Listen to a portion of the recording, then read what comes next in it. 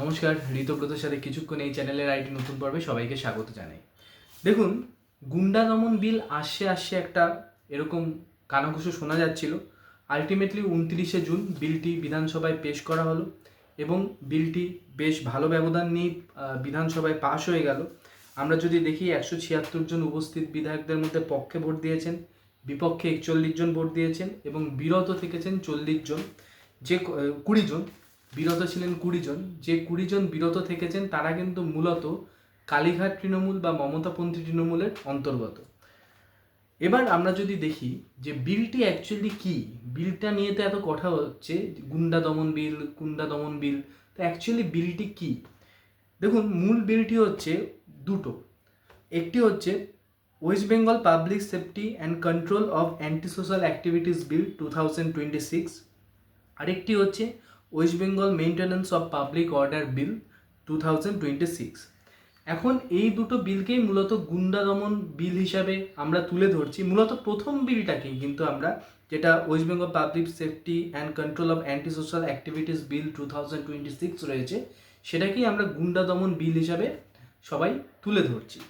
তো এখন এটাকে গুন্ডা দমন বিল কেন বলা হচ্ছে, এই বিলে এমন কী কী বিষয় রয়েছে যেটা নিয়ে আলোচনা হওয়া প্রয়োজন, পক্ষে এবং বিপক্ষে যুক্তিগুলো কী কী, এই সমস্ত কিছুই আজকের ভিডিওতে থাকবে। প্রথমে বুঝে নিই এই বিলে ঠিক কী কী কথা বলা হয়েছে যেগুলো তাৎপর্যপূর্ণ। প্রথম যে বিষয়টি বলা হয়েছে সেটা হচ্ছে প্রিভেন্টিভ অ্যারেস্টের কথা কিন্তু এই বিলে উল্লেখ আছে। অর্থাৎ ডিস্ট্রিক্ট ম্যাজিস্ট্রেট, পুলিশ কমিশনার বা ডিআইজি বা ঊর্ধ্বতন কোনো র্যাঙ্কে আছে এরকম কোনো অফিসার যদি কোনো একটি অঞ্চলের কাউকে গুন্ডা হিসেবে চিহ্নিত করেন এবং তারা যদি মনে করেন যে এই লোকটি আগামী কিছুদিনের মধ্যে একটা অশান্তির ঘটনা ঘটাতে পারে যেটা নাগরিক জীবনকে, সামাজিক জীবনকে প্রভাবিত করবে, তাহলে কিন্তু তাকে 1 বছর পর্যন্ত প্রিভেন্টিভ অ্যারেস্ট করে রাখা যেতে পারে। অর্থাৎ সে যেন ভবিষ্যতে এই কাণ্ডগুলো ঘটাতে না পারে। এবং 3 উইকের মধ্যে একটা উপদেষ্টা কমিটি বসবে, তারা ডিসাইড করবে যে তাকে যে আটক করা হলো সেটা যৌক্তিক নাকি অযৌক্তিক। তো এই বিষয়টি রয়েছে। 1 বছর পর্যন্ত কিন্তু তাকে অ্যারেস্ট করে রাখা যাবে। সুতরাং এই প্রিভেন্টিভ অ্যারেস্টের কথাটা এই বিলে আছে। এখন গুন্ডাকে সেই চিহ্নিতকরণ কিভাবে হবে একজন গুন্ডাকে, সেটাও কিন্তু এই বিলে উল্লেখ করা হয়েছে। কোনো রাজনৈতিক দলের সদস্য বা নেতা বা কোনো ইন্ডিভিজুয়াল যে কোনো অ্যান্টি সোশ্যাল অ্যাক্টিভিটিসে যুক্ত বা অ্যান্টি সোশ্যাল অ্যাক্টিভিটি ছড়ানোর চেষ্টা করেছে, প্ররোচিত করেছে বা স্পন্সর করেছে, তাদেরকে কিন্তু এই গুন্ডা এই শব্দবন্ধের মধ্যে বা তার পরিধির মধ্যে ফেলা হচ্ছে। তাদের বিরুদ্ধে বিএনএস 111 এবং 112 নম্বর ধারায় এফআইআর করা যাবে এবং যারা কোনো নির্দিষ্ট সম্প্রদায়ের জন্য বিপজ্জনক তাদেরকেও কিন্তু গুন্ডা বলে চিহ্নিত করা হয়েছে। তৃতীয় যে বিষয়টি আছে, সামাজিক বা সমাজ বিরোধী কার্যকলাপের যে পরিধি, সেটাও কিন্তু এই বিলে স্পষ্টভাবে উল্লেখ করা হয়েছে। যে সমস্ত ঘটনা আতঙ্ক ছড়াবে সমাজে, সমাজের শান্তি বিঘ্নিত করবে, ব্যবসা বাণিজ্য স্বাভাবিক গতিকে রদ করবে বা ব্যবসা বাণিজ্য বন্ধ করবে, যেটা আমরা তৃণমূল জামানায় বহুবার দেখেছি। কেউ সরকারের এগেনস্টে, কেউ লোকাল দাদাদের এগেনস্টে, তো তার ব্যবসা বন্ধ করা হচ্ছে, ব্যবসা বাণিজ্যে বাধা দেওয়া হচ্ছে। সেই ব্যবসা বাণিজ্য বন্ধ করে দেওয়া বা তাতে বাধা দেওয়া, সম্পত্তি অবৈধভাবে দখল করা, বালি উত্তোলন অবৈধভাবে, এই সমস্ত কিছুকে কিন্তু সামাজিক বা সমাজ বিরোধী কার্যকলাপের আওতায় আনা হয়েছে। এরপর বহিষ্কার বলেও একটা বিষয় আসে এই বিলে। 12 মাস পর্যন্ত এমন কাউকে কোনো একটি অঞ্চলে তারা আসার প্রতি, মানে একজন যদি চিহ্নিত হয় এভাবে যে একটি এলাকার পক্ষে থ্রেট হতে পারে ভবিষ্যতে, তাকে কিন্তু সোজাসুজি প্রিভেন্টিভ অ্যারেস্ট না করে সেই এলাকায় তার আসার প্রতি 12 মাসের জন্য নিষেধাজ্ঞাও আনতে পারে এবং সেই বিল কিন্তু, সেই কথাও কিন্তু এই বিলে বলা হয়েছে। আরেকটা বিষয় সেটা হচ্ছে বাজেয়াপ্ত করা তাদের সম্পত্তি। কেউ যদি এমন কোনো কার্যে লিপ্ত থাকেন যেটা সরকারি সম্পত্তি বা বেসরকারি সম্পত্তি ঐচ্ছিক অথবা অনৈচ্ছিকভাবে তারা ধ্বংস করেছেন, নষ্ট করেছেন, তবে কিন্তু আইন অনুযায়ী এখন থেকে তাদের নিজেদের সম্পত্তি নিলাম করে সেই টাকা সরকার তুলতে পারবে এবং সেক্ষেত্রে তাদের সম্পত্তি ক্রয় করে নিলাম করার যে একটা প্রাবধান বা পরিসর, সেটাও কিন্তু এখানে রয়েছে। আর আরেকটা বিষয়, আইনি সহায়তায় সীমাবদ্ধতা। যারা এই আওতায় পড়ছে, যারা এই আওতায় গুন্ডা বলে চিহ্নিত হচ্ছে, তাদের কিন্তু আইনি সহায়তায়ও একটা সীমাবদ্ধতার দিক রয়েছে। তারা যে কাউকে লয়ার হিসেবে হায়ার করতে পারবে না। অনলি গভর্নমেন্ট যারা লয়ার বা গভর্নমেন্টের কনসালটেন্সিতে যারা এই আইনি সাহায্য দেন, তাদের থেকেই তারা আইনি সহায়তা পাবেন, বাইরের কারোর থেকে পাবেন না। তো এই বিষয়গুলো এই বিলে রয়েছে। এখন এই বিল কি একমাত্র পশ্চিমবঙ্গেই রয়েছে? দেখুন, পশ্চিমবঙ্গে এভাবে রয়েছে, উত্তরপ্রদেশে আরেকভাবে রয়েছে, হরিয়ানায় আরেকভাবে রয়েছে, গুজরাট, মধ্যপ্রদেশে আরও অন্য অন্যভাবে রয়েছে। অ্যাপ্রোচগুলো আলাদা, কিন্তু মূল কথাটা মোটামুটি একই। ইউপিতে যেমন রয়েছে recovery of damage to public and private property act, হরিয়ানায় রয়েছে recovery of damage to public property due to disturbance to public order act. Gujarat এবং মধ্যপ্রদেশেও এই সংক্রান্ত কঠিন কঠিন কিছু আইন রয়েছে, যেগুলো পাশ হয়েছে এবং যেগুলো কার্যকর হয়েছে। সুতরাং এটা পশ্চিমবঙ্গে নতুন তেমনটা নয়, কিন্তু পশ্চিমবঙ্গের নিরিখে যদি আমরা দেখি, এই জাতীয় বিল এর আগে না কংগ্রেসের সময়, না সিপিএমের সময় বা তৃণমূলের সময় আমরা এরকম কোনো বিল দেখিনি বা সেটা নিয়ে আলোচনাও খুব একটা শুনিনি। এখন এই বিলটি আনলো কেন? সরকারের কি যুক্তি? সরকার পক্ষের যুক্তি হচ্ছে, বিদ্যমান যে ভারতীয় ন্যায় সংহিতায় এই সামাজিক বা সমাজবিরোধী কার্যকলাপ বা গুন্ডাদের জন্য আইন নির্ধারিত রয়েছে, সেটা অপর্যাপ্ত, ঠিক আছে, যেটা সাফিসিয়েন্ট নয়, ইনসাফিসিয়েন্ট।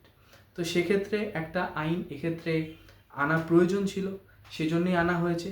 এবং কেউ কেউ বলছে যে পূর্ববর্তী আইনগুলো ছিল, যেমন 2019 সালে যখন সিএ, যেটা আসলো সিটিজেনশিপ অ্যামেন্ডমেন্ট অ্যাক্ট, এবং তার বিরুদ্ধে আমরা যে প্রতিক্রিয়া দেখলাম সারা ভারত জুড়ে, এবং মূলত পশ্চিমবঙ্গে এটা একটা অন্য ডাইমেনশনে চলে যায়। প্রচুর গাড়ি ঘোড়া ইত্যাদি পোড়ানো হয়, রেল স্টেশনে অবাধ ভাঙচুর হয়, এবং স্টেট যে গভর্নমেন্ট তারা কিন্তু চুপ করে থাকে, কারণ একটি সম্প্রদায়কে তোষণ করার জন্য প্রচুর সরকারি সম্পত্তির ক্ষয় কিন্তু সে সময় হয়েছিল। এছাড়া 2022 সালে নুপুর শর্মার একটা কন্ট্রোভার্সিয়াল কমেন্টের উপর বেস করে এখানে যে আগুন ছড়ায়, সেক্ষেত্রেও কিন্তু দেখা যাচ্ছে যে এক্সিস্টিং ল সেটা কিন্তু বাঁচাতে পারছে না, উল্টে এটা কিন্তু অপরাধীদের পক্ষে ঢাল হয়ে দাঁড়াচ্ছে। এছাড়া ওয়াকফ নিয়ে যে একটা ডিসপিউট তৈরি হয়, সেখানেও আমরা দেখি ওয়েস্ট বেঙ্গলে কিন্তু আমাদের রাজ্যে একটা অ্যানার্কির পরিবেশ তৈরি হয়, সেখানেও স্টেট গভর্নমেন্ট আশ্চর্যজনকভাবে চুপ থাকে। তো যেগুলো আইন বিদ্যমান ছিল সেটা দিয়েই কিন্তু এই যে গুন্ডাগিরি, এই যে সমাজ বিরোধী কার্যকলাপ বা দেশ বিরোধী কার্যকলাপ, সেগুলোকে কিন্তু রদ করা যাচ্ছিল না, এবং সেজন্যই বলা হচ্ছে যে এই একটা নতুন আইন আনা খুব দরকার ছিল। এবং আলটিমেটলি যেটা সংগঠিত অপরাধ, আমরা দেখি আমাদের সামাজিক সিস্টেমে নিচের তলায় অপরাধমূলক কার্য যারা কাজ করে আর কি, অপরাধমূলক কাজের সাথে জড়িত মানুষেরা, রাজনৈতিক নেতারা সব প্যাকড আপ হয়ে এমন একটা দল তৈরি করে যাদের বিরুদ্ধে সাধারণ মানুষ কিছু বলতে পারে না। জমি নিজের নামে লিখিয়ে নেয় অবৈধভাবে অনেক কাজকর্ম করে, নারীদের উপর অত্যাচার করা হয়, এবং সবটা কিন্তু সংগঠিত। কোনো একজন কিন্তু এর পেছনে নেই, একটা সিস্টেম রয়েছে। সেই সিস্টেমের মধ্যে কারা রয়েছে? সেই সিস্টেমের মধ্যে রয়েছে রাজনৈতিক দলের নেতা, সেই সিস্টেমের মধ্যে রয়েছে গুন্ডা, অপরাধী, মাফিয়া, এবং সেই সিস্টেমের মধ্যে রয়েছে ব্যুরোক্র্যাটদেরও একটা অংশ। সুতরাং এদের বিরুদ্ধে কোনো কিন্তু আইন এতদিন অবধি ছিল না, এবং সেই জন্য সমাজের অনেক অংশের মানুষ, আপনারা যদি এখন তৃণমূল কংগ্রেসের বিরুদ্ধে মূল অভিযোগগুলো দেখেন, তাহলে দেখবেন মানুষ প্র্যাকটিক্যালি অসহায় ছিল। তো সেক্ষেত্রে এমন একটা আইন থাকা দরকার যেটা সাধারণ মানুষের হয়ে কথা বলবে। তো পক্ষে বিপক্ষে যে যুক্তিগুলো উঠে আসে সেগুলো নিয়েও একটু আলোচনা করি। দেখুন, এই আইনের পক্ষে অনেক যুক্তি রয়েছে। এক তো অপরাধীদের দমন করা, অপরাধীরা রাজনৈতিক দলের ছত্রছায়ায় থাকবে, বড় বড় মাফিয়া যাদের রাজনৈতিক দলের সাথে প্যাকটাপ আছে তাদের ছত্রছায়ায় থাকবে, এবং আলটিমেটলি তারা ছাড় পেয়ে যাবে। তাদের যদি জেলে ঢোকানো হয়, শুভেন্দুবাবু যেটা বলেছেন 6 মাস থেকে 1 বছরের জন্য জেলে ঢোকানো হবে, এবং আমাদের দেশের বিচার ব্যবস্থা একটা দীর্ঘসূত্রিতা কাজ করে, তার মধ্যে হয়তো যিনি মূল সাক্ষী তিনি মারা যাবেন বা তাকে ভয় দেখিয়ে নিজের দলে টেনে আনা হবে। এরকম বহু কেসে আমরা দেখেছি, কামদুনি সহ অনেক কেসে দেখেছি। তো সেক্ষেত্রে অপরাধীরা ছাড় পেয়ে যায়, আবার বুক ফুলিয়ে ঘুরে বেড়ায়। এবং সাধারণ মানুষ জানে যে অপরাধীরা অ্যারেস্ট হলেও তারা বেশি দিন জেলে থাকবেন না, সেই জন্য সাধারণ মানুষও অনেক সময় তাদের বিরুদ্ধে সাক্ষ্য দিতে ভয় পান। তো সেই ব্যাপারটা এবার মিটে যাবে। 2 নম্বর, আইনের শাসন প্রতিষ্ঠা হবে। এই বিলটি যদি সঠিকভাবে কার্যকর করা যায় এবং কোনো অপপ্রয়োগ না হয়, আইনের শাসন কিন্তু 100% কার্যকর হবে এবং অপরাধের সংখ্যা অনেকটা কমিয়ে আনা সম্ভব হবে। বিপক্ষে যুক্তি কি? বিপক্ষেও যুক্তি রয়েছে। যদি বিলটি বা আইনটি যদি অন্যভাবে প্রয়োগ করা হয়, সরকার যদি নিজের লাভের ভিত্তিতে প্রয়োগ করে, তবে কিন্তু নাগরিক অধিকার হরণ করা হবে। সরকার যাকে হয়তো থ্রেট ভাবছে, সে হয়তো সমাজের থ্রেট নয়, সরকার থ্রেট ভাবছে, তাই তাকে অ্যারেস্ট করে নেওয়া হলো। এই একটা বিপক্ষে যুক্তি হতে পারে। এছাড়াও সন্দেহের ভিত্তিতে গ্রেপ্তার, এর একটা প্রপার যে ডেফিনেশন, যে কী কী পয়েন্ট থাকলে বা কী কী লজিক থাকলে বা কী কী প্রমাণ থাকলে একজনকে সন্দেহের ভিত্তিতে গ্রেপ্তার করা যায়, সেই বিষয়েও স্পষ্টতা দাবি করেছেন অনেকে। সুতরাং পক্ষে বিপক্ষে একাধিক যুক্তি রয়েছে। কেউ কেউ তো আবার রাউলাট আইনের সাথে এই বিলটিকে তুলনা করেছে। তবে আমার মনে হয় ডিসকাশন হওয়া উচিত বিল নিয়ে অবশ্যই, কিন্তু এরকম একটা শক্তপোক্ত বিলের দরকার রয়েছে। না হলে সাধারণ মানুষ না একঘরে হয়ে আছে। গুন্ডারা এবং যারা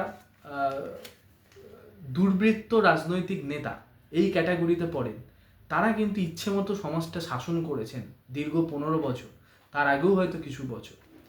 কিন্তু তারা কেমন সেন্ট্রালি স্টেট গভর্নমেন্টের স্পন্সরশিপ ছিল না অবভিয়াসলি, কিন্তু আমাদের সমাজে এরকম একটা বিষয় রয়েছে এবং সেগুলো আটকানো দরকার।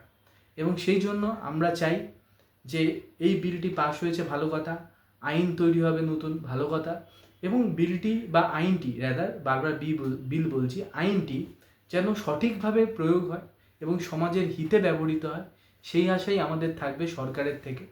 এই ছিল আজকের এপিসোড। যদি চ্যানেলটি ভালো লাগে অবশ্যই চ্যানেলটি সাবস্ক্রাইব করবেন এবং চ্যানেলটির সাথে থাকবেন। ধন্যবাদ, নমস্কার।